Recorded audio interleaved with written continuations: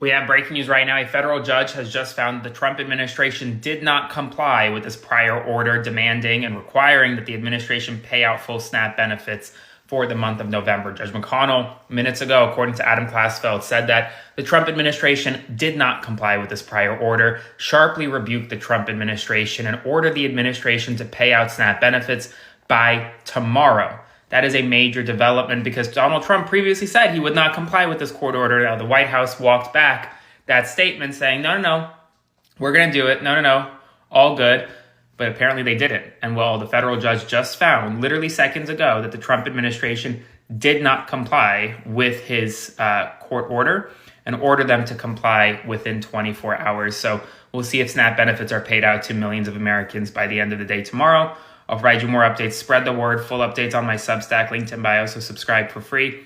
Follow along, stay up to date on all the news that you need to know about. More to come soon.